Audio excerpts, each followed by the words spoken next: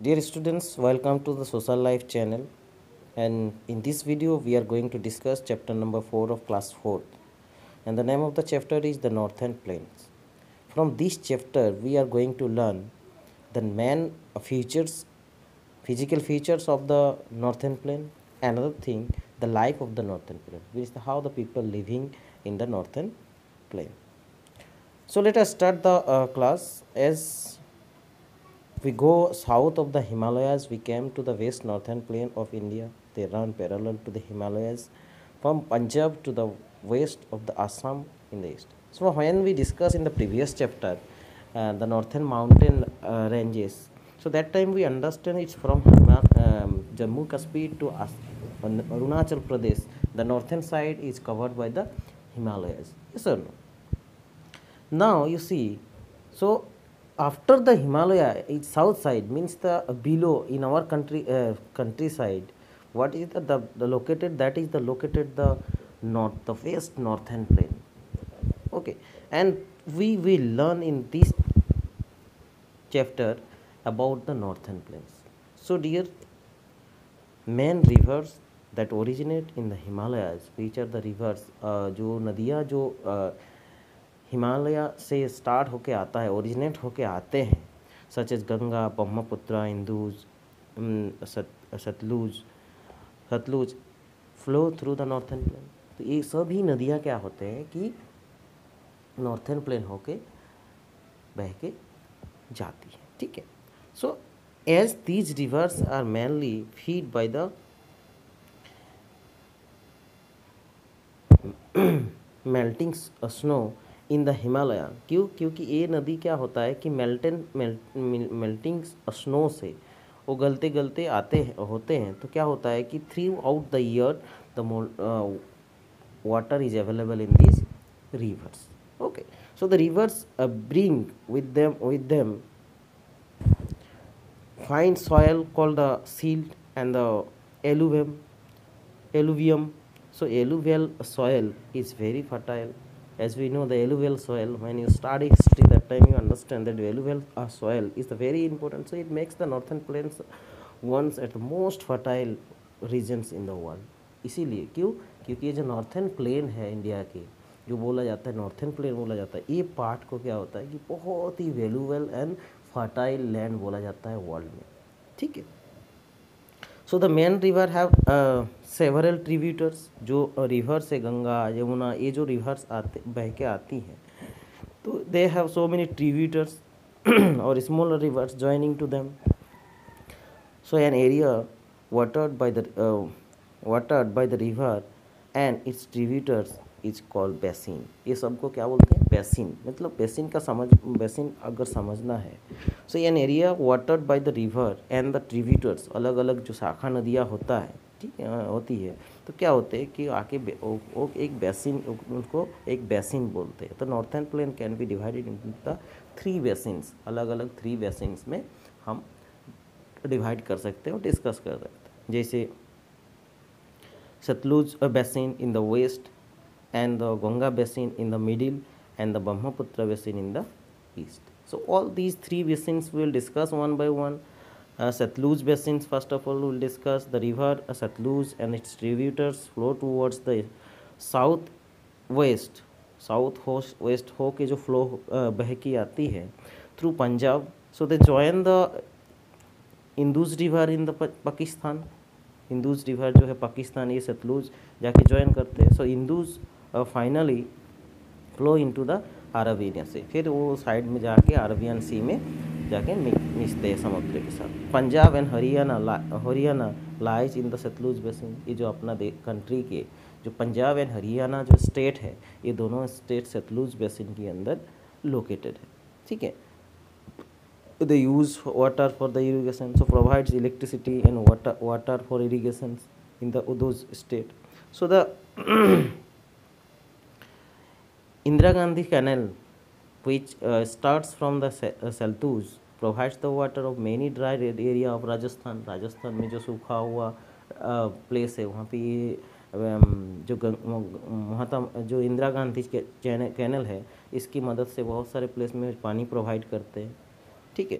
So next will discuss Ganga basin. The Ganga basin is the most important river of the northern plain. As you know that Ganga is the very important river, बहुत ही ज़्यादा important river है, नदी है, ठीक है, नदियाँ।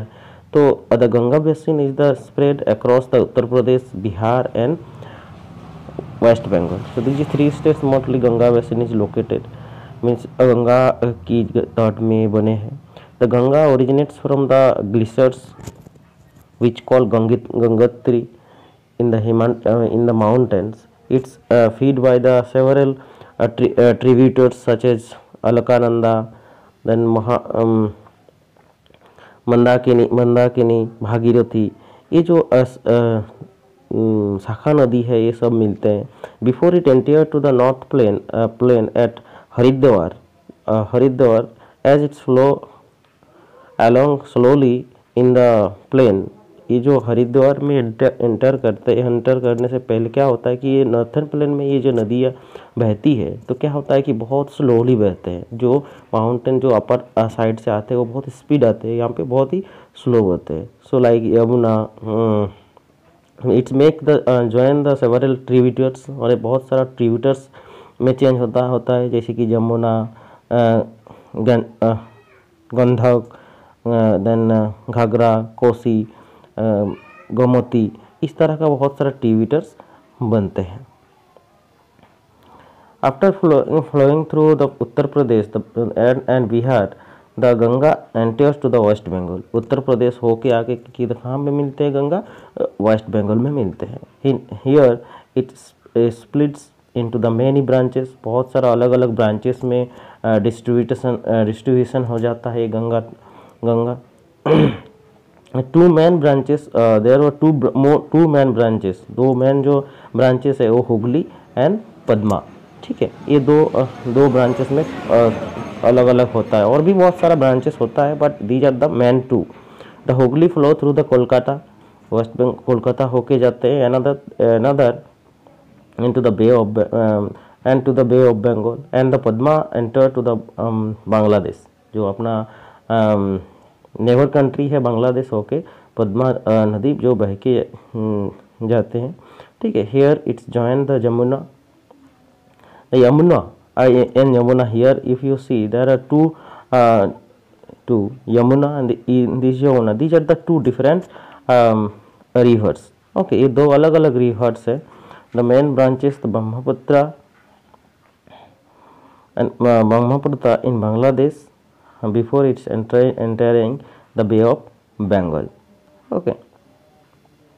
So the delta made by the Ganga and the Brahmaputra, ये जो गंगा एंड ब्रह्मपुत्र नदी से जो डेल्टा बनती है, तो क्या होता है ये डेल्टा जो largest delta in the world, which is called the Sundarban. Okay, in West Bengal, it's located in West Bengal.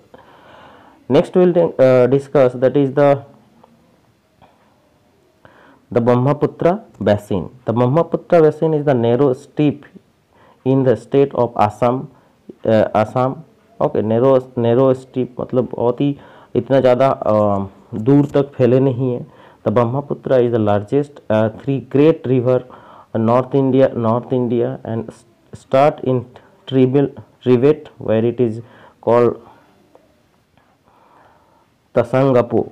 Okay, it's enter India through the Arunachal Pradesh. जो चाइना हो कि अरुणाचल प्रदेश में आके नदी एंटर होते हैं.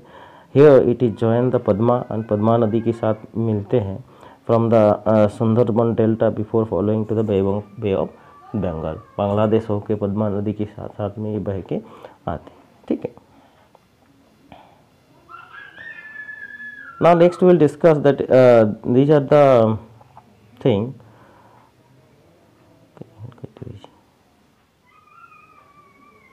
So next state, that is Uttar Pradesh. Uttar Pradesh is a large and a thickly populated state and its capital is Lucknow. So Uttar Pradesh का अगर आप देखते हैं कि बहुत ही घना बसती है वहाँ पर, इसलिए उत्तर प्रदेश जो है पॉपुलेशन के हिसाब से सबसे फास्ट स्टेट है अपने कंट्री में, सबसे ज़्यादा लोग रहते हैं वहाँ पर.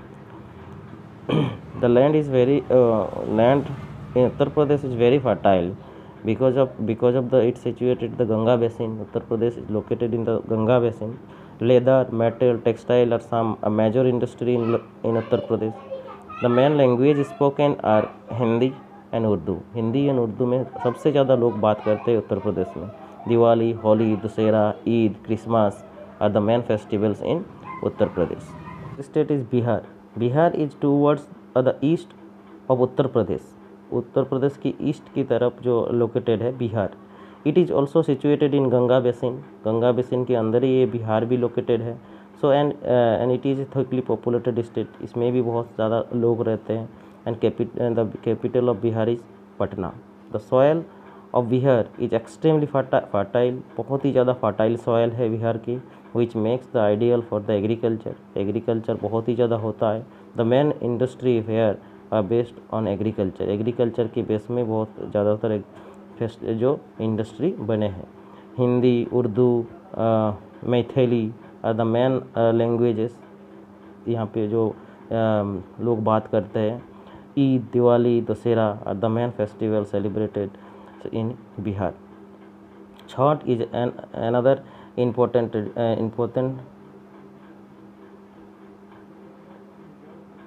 Traditional festival.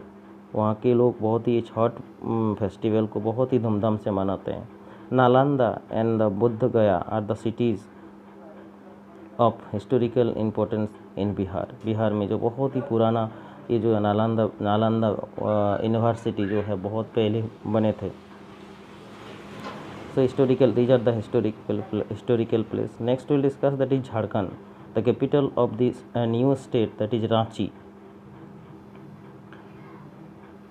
Jharkhand is very rich in natural deposits such as coal, iron, copper and aluminium ores. बहुत सारा coal, iron मिलता है यहाँ पर. One of the Indian largest steel plants is located in Bokaro in Jharkhand.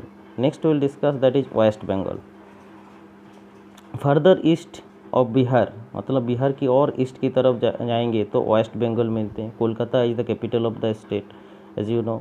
Since West Bengal has the large coast line, जैसे कि वो Indian ocean के साथ जो वेस्ट बंगाल का जो कोस्ट लाइन बहुत ही ज़्यादा है. So jute, textile and silk industry is the in the state are very development. बहुत ज़्यादा डेवलपमेंट है ये सब इंडस्ट्रीज़ में. So the people speak in West Bengal Bengali. Bengal में जब बात करते हैं ज़्यादातर लोग. Sweets of West Bengal such as rasgulla and sandesh are popular all over the India. पूरी इंडिया में ये बहुत ही पॉपुलर है rasgulla and sandesh of West Bengal. Durga Puja is most important festival in West Bengal. Discuss Assam, and this is the last also of this chapter. Dizpur is the capital of Assam. Assam की जो capital है Dizpur है. It is situated near the Guwahati, the biggest city of the state. Guwahati जो है बहुत ही बड़ी city है और सबसे बिगेस्ट सिटी ऑल्सो ये आसाम में. The people speak Assamese. Mostly लोग जो बात करते हैं वो आसामी लैंग्वेज से बात करते हैं. The main festival is Bihu. Bihu celebrate किया जाता है बहुत ही धूमधाम से. Assam at the home of one horn rhinoceros. Rhinoceros जो वन हॉर्न राइनोसोर रहते हैं यहाँ पर. Is very famous. The state has huge deposits of petroleum. ठीक है, पेट्रोलियम बहुत ज़्यादा मिलते हैं आसाम में. The T plantations, refining of oil, sericulture. These are the important industry in Assam. So thank you for watching the video.